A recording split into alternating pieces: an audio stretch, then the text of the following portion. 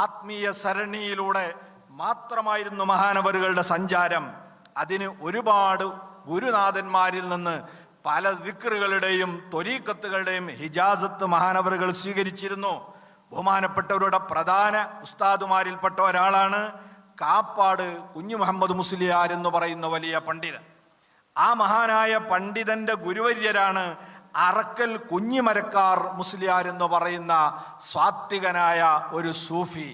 ബഹുമാനപ്പെട്ടവർ ഖാദിരിയ ത്വരീഖത്തിന്റെ ശൈഖ് കൂടിയായിരുന്നു. ആ ഉസ്താദിന്റെ ഉസ്താദിൽ നിന്ന് പലപ്പോഴും മഹാനവറുകൾ പല ഇജാസത്തും വാങ്ങി ത്വരീഖത്തും ചോദിച്ചിരുന്നു അത്രേ. പക്ഷേ ശൈഖുന പറയുന്നത് ഇജാസത്തുകൾ പലതും തന്നെങ്കിലും ത്വരീഖത്ത് പെട്ടെന്ന് തന്നില്ല. അതെന്താ തരാത്തത് എന്ന് ചോദിച്ചപ്പോൾ മഹാനവറുകൾ പറഞ്ഞ മറുപടി, അതിന് ചില നിബന്ധനകളുണ്ട്. ഒന്ന്, നിങ്ങൾ സാഹിദാകണം, പ്രപഞ്ചത്യാഗിയാവണം, ദുന്യാവിനെ കുറിച്ചുള്ള ചിന്ത പൂർണ്ണമായും ഒഴിവാക്കണം, പണം കൈകൊണ്ട് തൊടരുത്. കടുത്ത നിബന്ധനയാണ് ത്വരീഖത്ത് തരാൻ വേണ്ടി ഉസ്താദിന്റെ മുമ്പിൽ വെക്കുന്നത്. ഉസ്താദിന് ത്വരീഖത്ത് പിന്നെ കൊടുക്കുകയാണ്. നമ്മൾ ആലോചിക്കേണ്ട ഒരു സംഗതിയുണ്ട് ഇവിടെ. ഇതൊരു വലിയ പാഠമാണ്. ഇന്ന് ത്വരീഖത്ത് കൊടുക്കുക എന്ന് പറഞ്ഞാൽ അത് ചന്തയിൽ കച്ചവടം നടത്തുന്ന മാതിരിയാണ്.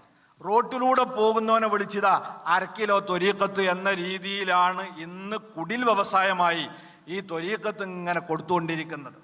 ഇങ്ങനെ കൊടുക്കുന്ന ഒന്നല്ല ത്വരീഖത്ത് എന്ന് പറയുന്നത്. മഹാനായ ഖുതുബി മുഹമ്മദ് മുസ്ലിയാർ നവ്വറല്ലാഹു മർഖദ, ബഹുമാനപ്പെട്ടവര് 1954 നടന്നൊരു സംഭവം കാണാം. 1952 നൂരിഷ കേരളത്തിലേക്ക് ആദ്യമായി വരുന്നത്. കുട്ടിയ സനാജിയാണ് വടകര ബുസ്താനുലുലൂമിന്റെ സമ്മേളനത്തിന് വേണ്ടി അദ്ദേഹത്തെ കൊണ്ടുവരുന്നത്.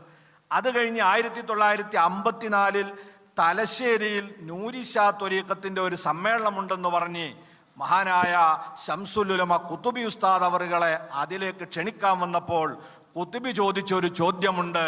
ത്വരീഖത്ത് സമ്മേളനം നടത്തി കൊടുക്കേണ്ട സംഗതിയാണോ? അതിലേക്ക് ഞാൻ വരില്ല, അതിലെല്ലാം അടങ്ങിയിട്ടുണ്ട്. ത്വരീഖത്ത് എന്ന് പറഞ്ഞാൽ മഹാന്മാരൊക്കെ അത് കൊടുക്കുന്ന ശൈഖിന് ഒരുപാട് നിബന്ധന പറഞ്ഞിട്ടുണ്ട്. അത് വാങ്ങണ മുരീദിന് ഒരുപാട് നിബന്ധന ഉണ്ട്. ആ നിബന്ധനകളൊന്നും പാലിക്കാതെ നടത്തുന്ന മുഴുവൻ ത്വരീഖത്തുകളും അത് വ്യാജന്മാരാണ് എന്ന് നമ്മൾ തിരിച്ചറിയണം.